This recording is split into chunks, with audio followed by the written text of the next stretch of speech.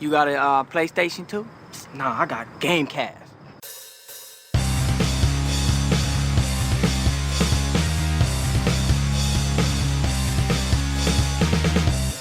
Gamecast? Okay. Honey Buckle sucks. That's fucking insane. That's a lot of dead weed. Mamma mia! Open your mouth again and you'll be singing falsetto permanently. Hello and welcome to the final edition of TDub's Gamecast for 2021! Brought to you by my patrons over at patreon.com/TWKReviews. Those people being, of course, Bobber Castaneda of Bobber Reviews, Ricky Relic, and Casey Nicholas Moore, aka the Evil Reverends. Thank you so much for your support. If you'd like to join them, then just head on over to patreon.com/TWKReviews for all that snazzy, jazzy information and whatnot. Now it's time to get to the music before we get to the main topic at hand. And oh boy, what music to use, because this whole episode is going to be a roundup of as many games as I can remember that I played this year, and there are quite a few games that I went through, so we're going to have quite a bit to discuss on this episode. So what song do I use? I don't know. We're going to find out, and it should be an awesome good time.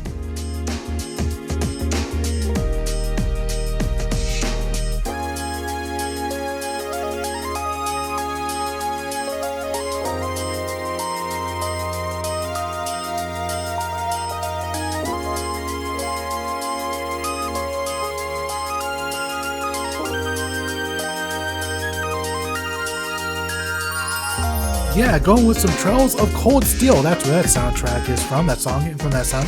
Words, I can use them. That song is from the Trails of Cold Steel soundtrack, at least Trails of Cold Steel 1. With the full title being Legend of Heroes, Trails of Cold Steel. Yes, quite a mouthful if I have ever heard one. And I guess we'll talk about that one. That was a recommendation from my buddy Donovan Lex Marsden. You should totally subscribe to Lex Marsden on YouTube. He did an excellent 20+ minute video explaining why he loves the Trails of Cold Steel series. Excellent RPG. And it's kind of sort of like Persona in that you are a student going through high school, except this is more of a military school, but still some school-like settings, you know? But unlike Persona, you're not going through every single day. In fact, there are sometimes where it skips whole weeks or months, which is kind of jarring sometimes if you're not expecting it. You're like, oh, we were going day to day, but now we're just all of a sudden just skipping forward a bit. Alrighty then. This RPG is kind of interesting that it does move at a very, very linear pace, and that, unlike other RPGs I played, once you leave an area, there's no going back to it, because in this game you travel via train, but you can only travel via that train for very specific story reasons. And as far as I can tell, if there's an item you missed somewhere and then, the time being there is over, you can't go back. In fact, the only area you ever revisit is the main hub city and the school campus area. That's basically it. Everywhere else, it's just go there for a few days for an assignment, and then you go back to the main hub city, and that's basically it. I will say that the gameplay is very interesting because it's kind of a traditional turn-based RPG, but there are a few little things that make it really, really interesting, like the fact that, those double team moves from Chrono Trigger? Well, it's not exactly like that, but you can do follow-up attacks if you form a link with somebody, and you have to level up that link via these hangout activities, kind of like Danganronpa and Persona, stuff like that. So by leveling this stuff up, you can gain abilities like, I'm trying to remember, goddamn, I should have written this stuff down. This happens to just go off the top of the old Chrome Dome, everybody. I guess, except I don't have a Chrome Dome. I have a full head of hair, as you can hear. Hear that? Full head of hair. Yes. Totally legit. Oh boy, not even 5 minutes in, and this podcast has gone way off the rails. Fantastic. Great way to end the proverbial year. No, the literal year. God damn it, I can't even get my words correct. God damn it. Anyways, there's all these different abilities you can gain by leveling up your companionship with other characters. In fact, that's not just a mechanic, it's actually something that exists within the universe of the game, which is not something that you see brought up. You don't see gameplay mechanics actually being referenced as being a part of the actual world that these characters are living in. And every single one of these students within your class is super likable. I think there's a dozen of them or so. And you get to know each and every one of their backstories, which make what makes them tick. And there's oftentimes a conflict between some of them, and you play as this leader, Ren Swarzer, and more often than not, he's the one who has to settle the beef. He has to squash the beef to the point where, anytime two classmates start arguing, the other classmates just look at Ren and be like, okay, buddy, it's your turn. You had go fix that. Fix it. You fixed all the other problems here. Go fix that one. So yeah, it's just really interesting how sometimes self-aware this game can be. And the thing is, everything that I explained, I still haven't finished this one. I cannot wait to eventually finish this game and then go on to the other Trails of Cold Steel video games because, oh boy, if this is just the first one and the other ones are somehow better, then goddamn, this is probably one of the best hidden gem series I've ever heard of. Why are more people not talking about Trails of Cold Steel? Come on, man! But of course, there are other games that I played this year, including Retro Mania Wrestling. That was a super fun release. If you like some old school arcade style pro wrestling video gaming goodness, then this is for you, and the roster is also for you as well. We got some old school people like the Legion of Doom. We got Tommy Dreamer. We got we got Nikita Koloff, or is it Ivan Koloff that's in the game? Goddamn, it's been too long since I booted that game up because I'm waiting for the update to get some bonus wrestlers. Of course, there's also some modern people like Johnny Retro, aka John Morrison. You got Warhorse. You got Zack Sabre Jr. You got the Blue World Order, who I guess more fits into the Legend category, although they're a bit more obscure, I suppose. I think the only one that casual wrestling fans may recognize is Big Stevie Cool, aka Stevie Richards, aka Steven Richards, aka the Right to Censor guy, aka the guy who would enter the arena with all the horns blaring through the speakers, which is obviously just the greatest entrance theme of all time. Thankfully, he's in his Blue World Order gimmick here, so it's in all the theme songs in the game are like 8-bit, I think more 16-bit rendition. Nevertheless, they're chip-tuned renditions of the wrestlers' entrance themes, which is very nice, really nice little touch. I actually have a full review of the game on this YouTube channel, so if you want to know any further thoughts, then go check that out. But this game is just one hell of a time, 100% recommended if you like old school, sort of fast-paced, like non-realistic style wrestling games. I'm not sure what else to say about it without, giving away my full review, which is up on my YouTube channel, which you should 100% check out. So just go watch that review if you want my further thoughts. But once again, amazing game. Absolutely love it. And I hope that sometime down the line we eventually get a sequel like 3 to 4 years from now. And now we have the worst wrestling game I played this year, and this year I finally picked up WWE 2K Battlegrounds because it was on PS Now. I did a review of it, but if you don't want to watch my review, I don't blame you, just because there's nothing positive about this game, really. It's easily one of the worst wrestling games I've ever played, just one of the absolute worst.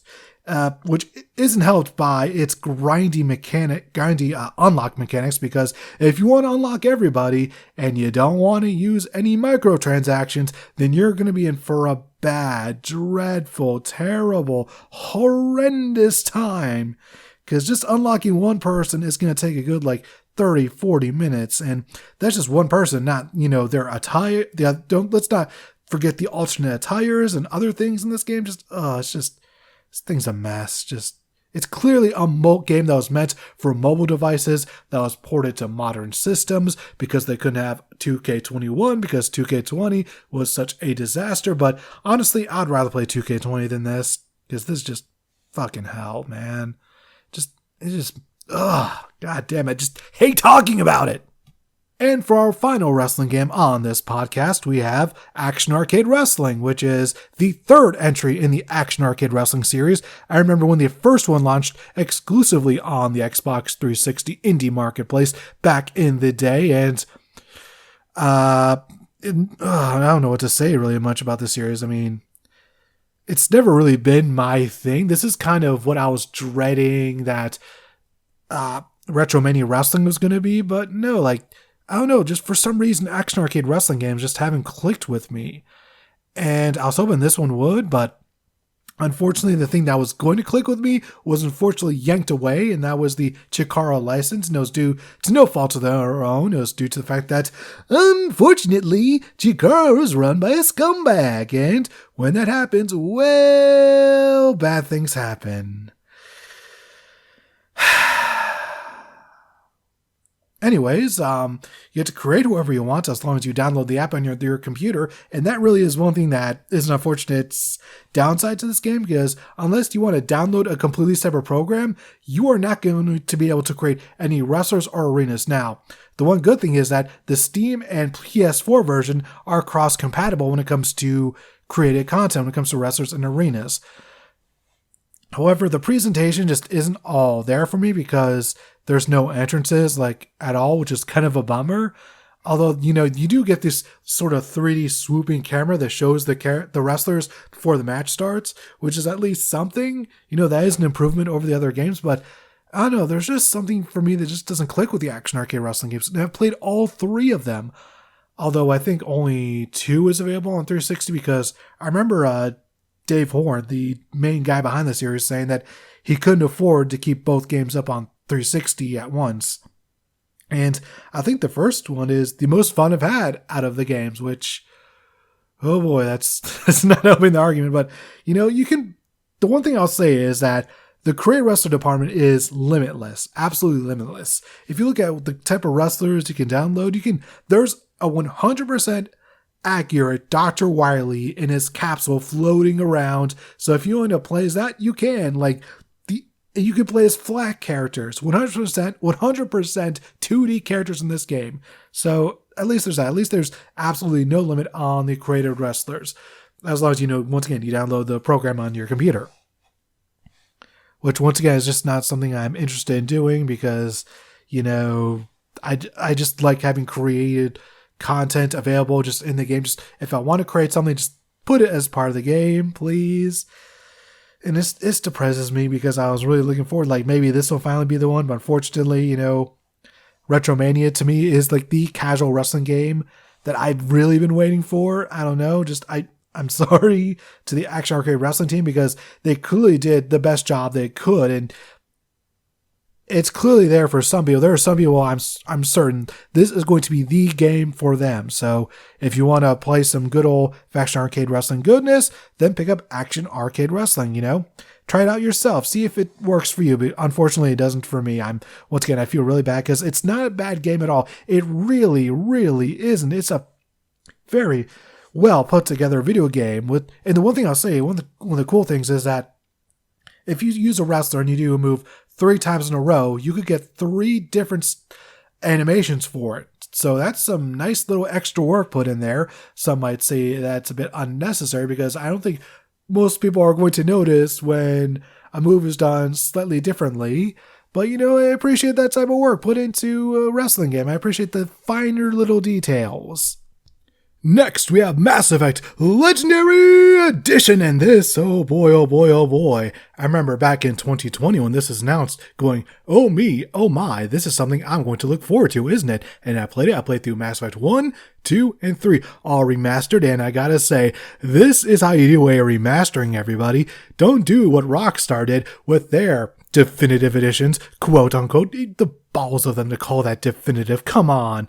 The absolute cojones of them to do that. That is just, man, that is just absolutely rude, let me tell you. But Mass Effect Legendary Edition, this is the definitive way to play through Mass Effect right here in my opinion. Now, I know everyone, there are some people that have a bit of nitpicks here and there with the different versions, they refer to when this was like this and this like this and yada, yada, yada, and I can totally understand that, because there are some changes I'm not the biggest fan of. I do miss, playing through Mass Effect 2, having all my DLC weapons available from the word go to be OP as possible, but with this remastering, maybe with them taking the DLC weapons and just scattering them throughout the shops, I suppose that makes more sense. But you know what?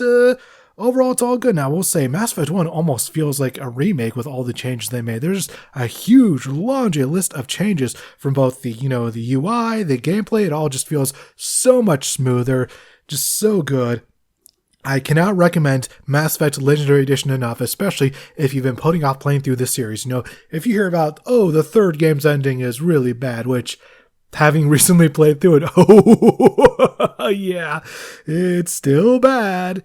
Although not as bad as it originally was when it originally launched, because when this game, I played through it, Mass Effect 3, in 3 days. I sped right through it, got to the ending, and that game just, oh man, it made me feel physically nauseous, that ending, because it was just 30 seconds of, that's how quickly some of the images went by, and it made me feel nauseous, not just for the night, but for most of the next day. I was feeling ill most of the next day, man, and just, oh man, that's just, thankfully, they included the extended cut version, which is so much better, but still not the ending that most of us wanted. And one change that I am super appreciative they made is they gave Tali an actual face, If you romance Tali in Mass Effect 2 and 3, and then you get a picture in your cabin of her face. Now, in the original Mass Effect 3, oh boy, they decided just to take a picture, random picture, Photoshop it a little bit, and the day is done. However, thankfully for this version, they actually went through the effort of just actually giving her a legitimate face. Although it's not the face I would go with. I was hoping for something a bit more cybernetic, but then again, that's just me. And you know what? I'll accept this. I will accept this, though, because it is way better than the original. Jesus Christ. If there's one change I wish they made with this trilogy, though, it would be to get rid of some of the minigames, or at least lessen the amount of them, because especially Mass Effect 2, going through the 2 different hacking minigames, that's just, it can get tiring really quickly, let me tell you. Just, oh man, that's just, it's not fun. It's not fun. After all, it's just not fun. It's like, oh, I have to do this again. Yay, but you have to do it if you want to get them credits, you want to get that money, so you can buy that armor or that weapon or that upgrade. You gotta do it. So, whoopee skippy. And, sometimes it's actually required as part of story events. So, yay! And going back to PS Now, one game I played on there that was a very pleasant surprise for me is Mafia Definitive Edition. Now, previous to this, the only Mafia game I played was 3, and the story of Mafia 3 blew me away for the first 2 to 3 hours. But after that, it just became so repetitive. Another one of these types of open world games.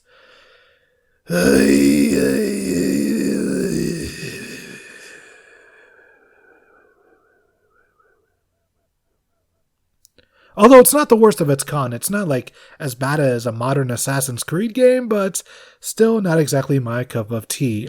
However, Mafia Definitive Edition is not really an open world game. It is a linear, story-driven, narratively-driven video game that has some kind of open world stuff in it. It takes place within a world that, under any other circumstance would be an open world, but it's kind of more like LA Noire than GTA, where it's okay, we have this story, we have these mechanics, and we're going to use them to tell a story. And I really appreciate that. I always appreciate whenever a developer has the courage to actually have a vision and commit to it. That's COMITT.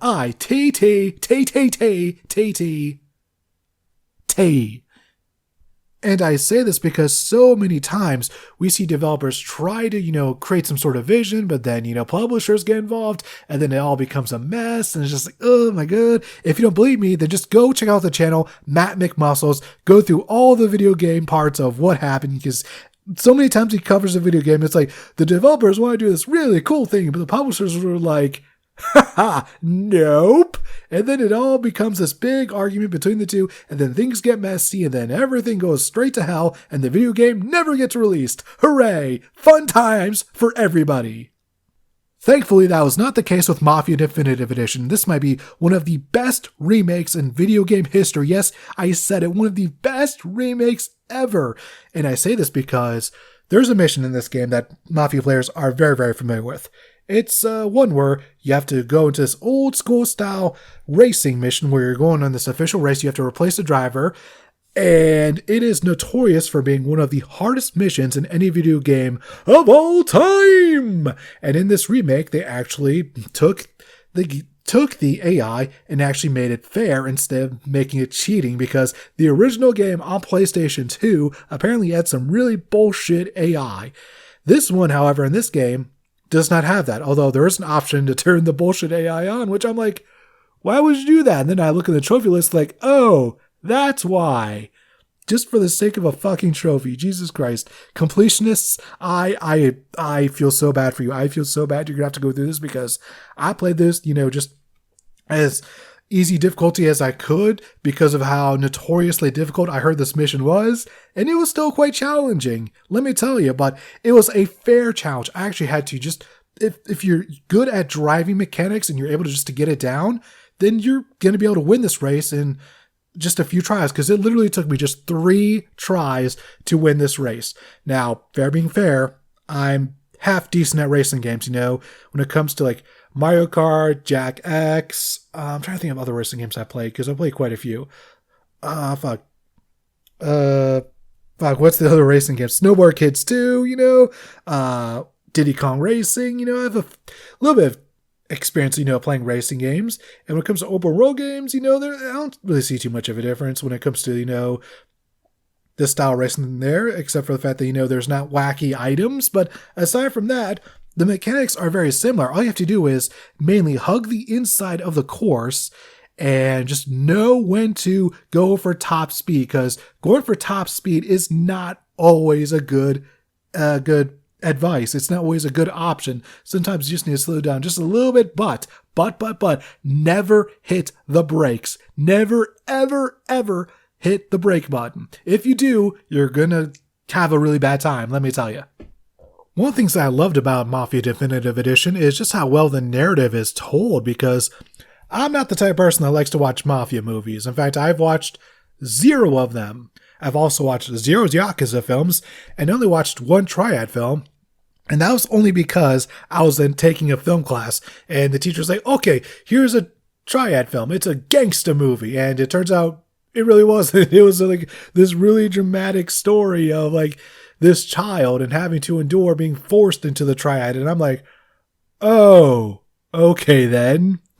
Because the teacher hyped it up like it was going to be like this gangster movie with all this action. And there's like an action sequence, but mostly it was just a drama. And it was really well told story. I think the movie was literally called The Triad. I don't know, can't quite remember because it's been nearly 10 years and my mind is not too good at the memory gimmick, if you can't tell by this podcast.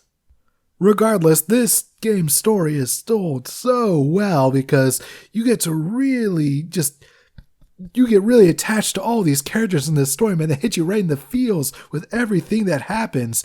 And it tells a story of over like 10 years, I think, or is it like 7 or 8, something like that? I don't know. As you can tell, once again, memory, not so good. And the whole story of it is, he plays this character and he's like going into this diner and he's meeting this cop. He's like, hey cop, I'm turning myself in. I want to rat out the family.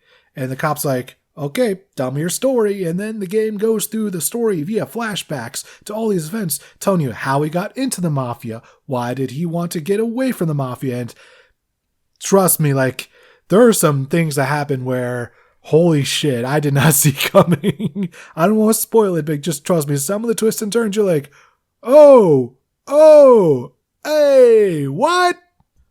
So if this game is still available on PS Now, which I believe it is, I would 100% recommend getting it downloaded right there. You're going to have yourself a good time. The story only takes like 12 to 14 hours to get through. I haven't gotten into the actual open world mode, which is actually a part of the game as a part of an extra on the menu, but just going through the narrative, it is absolutely amazing and one of the best narratives in video gaming that I've ever played through. Next on our list of games I played this year is Ratchet and Clank, PlayStation 4. Yeah, I haven't played Rift Apart yet because I still don't have a PS5. God damn it, just fucking stock those things, come on! Oh man, I hate it. Oh, this is the fucking worst generation of gaming, isn't it? Where, I have all these people I know are like, oh, my PS5 is so great, it can do this, it can do that, it can make me ham sandwiches. And I'm like, great. I'm stuck here with my PS4, which is a great system. There are so many fantastic games for it, but oh boy, I would love to still have a PS5 because, I'd like to play Ratchet and Clank Rift Apart, I'd like to play PS5 versions of PS4 games. Just for that added fact that the loading times are basically non-existent, it seems. You just load up a game and bing, bang, boom, there you go. You're playing the video game. No waiting needed. Anyways, Ratchet and Clank PS4, it's fine. It's perfectly fine. I think the strongest point it has is its gameplay, because its narrative is just... as someone who has played all 4 Ratchet and Clank games on PS2, those to me are still the cream of the crop when it comes to Ratchet and Clank games. I admittedly haven't played the PS3 games, but from what everyone has told me, those narratives, not the best, and that's really disappointing. Because Insomniac went on to create Spider-Man, which has a great plot, and Spider-Man Miles Morales, which to me has an even tighter plot, because to me sometimes when you have a smaller project, smaller game, you are able to create a more coherent plot, one that just flows better, which might be one of the reasons why I actually, prefer Arkham Origins over City, because it has a bit of a tighter plot, and Arkham Asylum has the tightest plot. Although, there are some things I'm not the biggest fan of, which I believe I get into in my review of Arkham Asylum versus City, which I made earlier this year. Hopefully that video still holds up after just past month or so. Regardless, getting back on topic of Ratchet and Clank PS4, the biggest problem with its narrative is the fact that it doesn't really, convey the same themes as the original, because it is supposed to be a remake of the first game, but it is also supposed to be a video game that goes hand in hand with the animated film that came out around the same time, which is like, oh no, this is like the worst decision you could have ever made. Because, the original game was like super anti-consumerist, anti-capitalist, because everyone in the game is such a greedy bastard. But in this video game, it's like, in this remake, it's like, no, they're actually nice people and everyone just wants to be the best they can be. And it's just like, no. Ratchet was a complete bastard of a person. He just wanted the glory of being a hero. He wasn't trying to be a hero for the righteous reason. He was like, oh, I want to be a hero so I can be famous. And, fuck all these nerds with their fucking goody two-shoesness. And, fucking Quark gets his redemption in the same game. Like, what the fuck? Also, the final boss is bullshit, because the difficulty for this game goes through the usual peaks and valleys that you'd expect in a video game, but the final boss is a fucking spike, and I fucking hate difficulty spikes, let me tell you. Those things can always piss me off. I just want to go through a game, go through the usual peaks and valleys of difficulty, which 99% of the games I play through do that very well, but oh boy, this had to raise the difficulty out of nowhere, and that final boss, just goddamn it. Hopefully New Game Plus it's easier, which I think I'll play eventually, but, it might be a little while, because, there's all these other Ratchet and Clank games I could play. Like, I know some people aren't the biggest fans of Ratchet Deadlocked, but for a game that's essentially a spin-off, I think it does really, really well. It's kind of the Mass Effect Andromeda of its time. Hey, do you want an open world game that is an open world game, unlike Mafia Definitive Edition? Well then, check out Lost Judgment, this sequel to Judgment. I know, crazy, huh? Anyways, in this game you play the role, once again, of Takayuki Yagami as he solves crimes to try to bring down evildoers. And oh boy, I love the cast of this game. They're just so wholesome, so lovely. Gotta love them. And the way I always play these Yakuza type games is that I always first play through the Japanese audio, and then if I ever do a second playthrough, English audio, English dub. So that way, I can just sort of take in the best of both worlds, really. And this game makes so many improvements over the original, because all those sort of, tailing missions, they're like, you don't even do even half the amount of tailing missions in this game, because just playing Judgment, going through all the tailing missions, even just the ones that are required, there's at least a half dozen of them. So those get old really, really quickly, because all you're doing is just slowly following people, and it's just so agonizingly slow and boring. In this game, there's only like one required tailing mission in the entire game, from what I can remember. There might be two, but from what I can remember off the top of my head, there's only one required tailing mission. And even then, they just show right off the bat that this one is different, because in the previous game, if they saw you, you'd have to immediately get back into cover, then you'd have to wait like 10 to 15 seconds before they'd start walking again. In this game, if the person you're tailing sees you, you can just immediately pull out your cell phone, start acting like, oh, I'm just on my cell phone. What are you talking about? I'm not being sus. And then they're like, oh, I guess you're not being sus. And then they continue on with their day, which is so much quicker and it just gets the mission over in such a much faster fashion. And it's something that I really wish the original game did, but I'm so glad the improvement was made here. The developers, they heard the complaints, they heard the criticisms, and they applied it to the game. And they even add new mini games. Like there's a skateboarding mini game that's pretty fun. There's one where it's like robots fighting each other, which isn't as fun as you think it would be because that's not the actual goal of the game, unfortunately. Instead, when you control this robot, what you have to do is try to capture all the squares on the area by going and collecting an object, and it basically turns into like Tetris. It's really confusing the way I'm describing it, but it actually makes sense when you're playing it, but it is so frustratingly difficult because the AI is an absolute cheating bastard and I hate it. I hate it.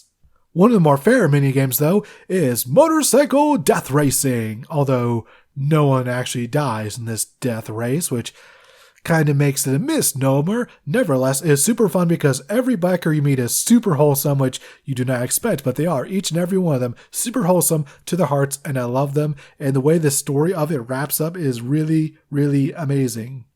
Another great thing about Lost Judgment is the fact that it really does a great job of tackling the topic of bullying in schools and shows just how it can literally drive people to suicide, which is something that some people still don't take seriously because, oh, it's just bullying. We all went through it. We all were fine.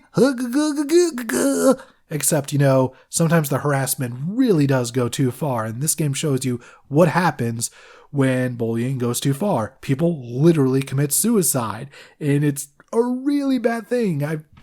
Being a wrestling fan, there was a wrestler back in 2020 that unfortunately committed suicide due to online bullying.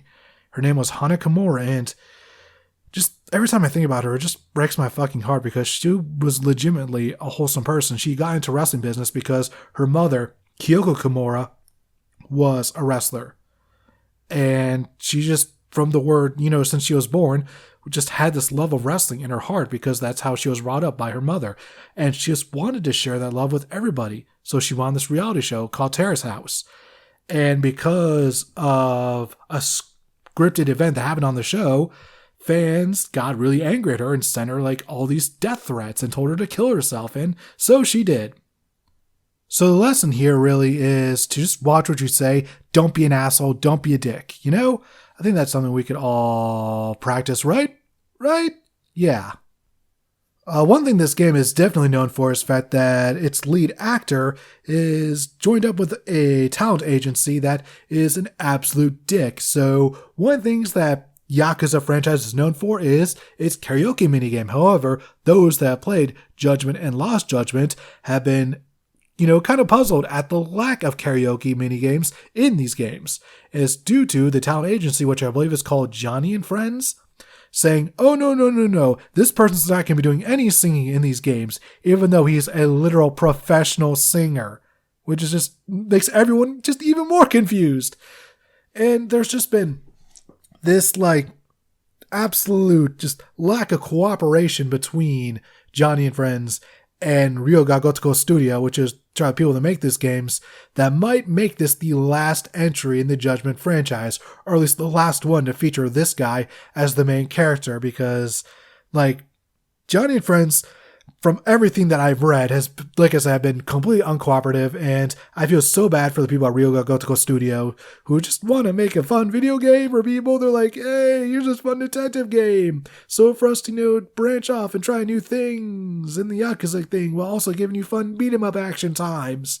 And yet they just can't do the things they want. Another thing is, they want full control over all the outfits that Yagami, the main character, can wear, which is why you can only wear disguises for very specific missions, unlike the other Yakuza games where you can wear an outfit whenever the fuck you want. That is after you clear the main game, but after you clear the main game, then you just wear whatever outfit in the game that they have available for you. It's good times, fun times when things get super goofy. In fact, in Yakuza Like a Dragon, the latest entry in the main series, they have this thing where once you go into battle, you just change into whatever outfit you want, actually, because it's on the main character Ichiban's imagination. So even from the word go there, they're like, okay, you can just, once you get into like battle mode, you can just go into whatever fucking outfit you want. But in the Judgment games, because talent agencies gotta be dicks, can't do that, which, oh man, hope this doesn't lead to an end to the series, but I guess we'll just have to wait to see how that goes. Next we have Guardians of the Galaxy! Or as just a normal person would say, Guardians of the Galaxy, which I'm not gonna say too much here because, spoiler alert, it's the topic of my next review. So all I'll say about it here on this podcast is that it's a good time. Mostly. Kind of. And if you want more details, you'll just unfortunately have to wait for my review. But I just want to say that it is worth the purchase, but just be warned, there are some glitches. Oh boy, there are some glitches. So go and check out Guardians of the Galaxy. It's available on PS4 and I believe the Xbox as well. Don't quote me on that just in case, I don't know the situation with these games, but it's easily one of the better Marvel games, I'll tell you that much. And finally, we have a game that I've been meaning to play for years and years and years, and there's so much discussion about this game. It has been so divided among the fan base of BioWare, and that game, of course, is Dragon Age 2!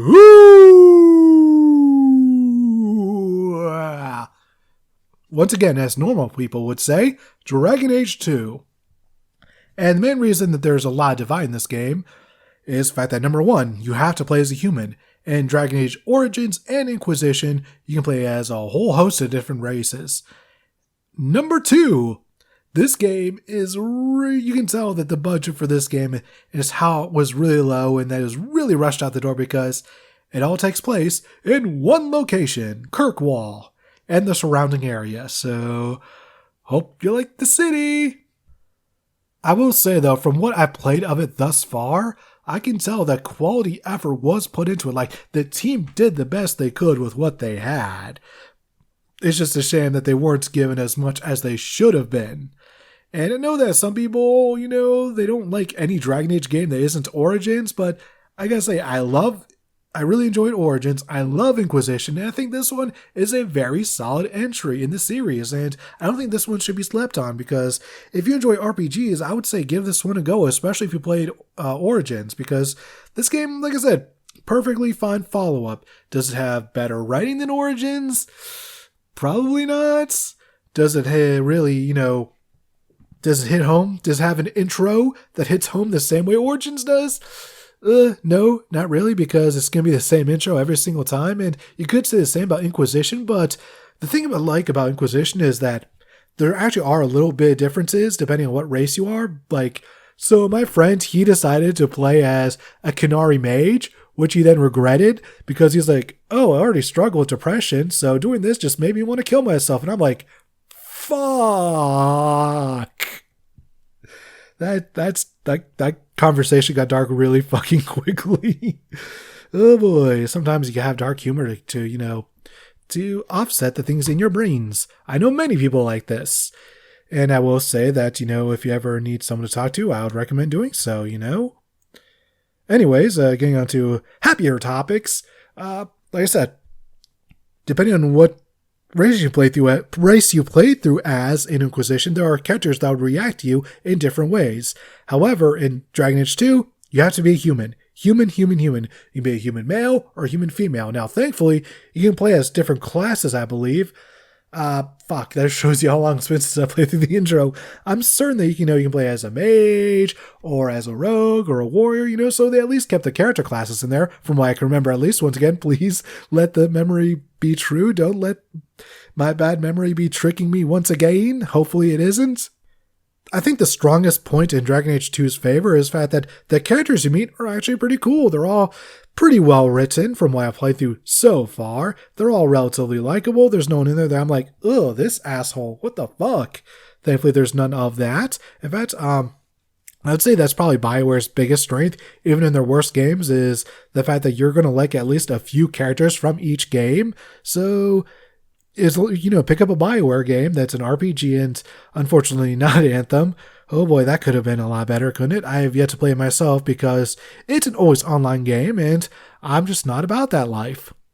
but whenever you play like an actual RPG like Mass Effect or Dragon Age, you're going to at least get a few likable characters. And that, everyone, is my year in review for video gaming in the year 2021. Overall, I had a lot of fun playing video games this year, and I can't wait to play more new games in the next year. Can't wait to see what's coming out, because I have no idea off the top of my head what's coming out other than the new Saints Row game, which looks kind of promising. Seeing the gameplay, it looks like a proper Saints Row game. And it should be a good time, fun time for everybody. And I'd like to once again thank all my patrons at patreon.com/TWKReviews. Bobbert, Ricky, and Casey, thank you so much for contributing over the years. And if you'd like to join them, once again, patreon.com/TWKReviews. Next time on T-Dub's Gamecast, we're going to head off into the far-off space area known as the Borderlands. Join us for all those fun shooty times. Hooray!